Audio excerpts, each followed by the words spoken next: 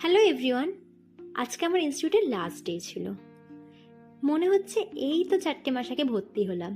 চোখের পলকে 4টে মাস কীভাবে কেটে গেল সত্যিই বুঝতে পারিনি।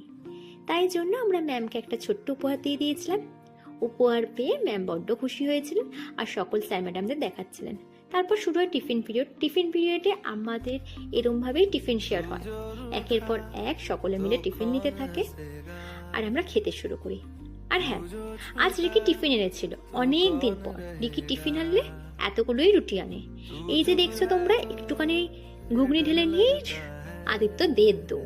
ওর পেছনে আমরা সবাই মিলে চলে গেলাম ঘুগনি নিতে। তারপর খাওয়া দাওয়া করে নিলাম আর সবশেষে খোলা হয় নমিতার টিফিন, কারণ ও মালপো আনে। আর এই যে ওর থেকে আমাকে ভাগ বসাতে হয়েছে, আমি তুলতে পারিনি। আর এই যে সুমি সকলের নাম লিখছে।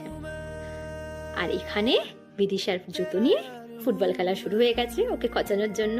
সত্যি বলতে আজকে জানতাম না লাস্ট ডে ছিল, সবার সাথে লাস্ট দেখা।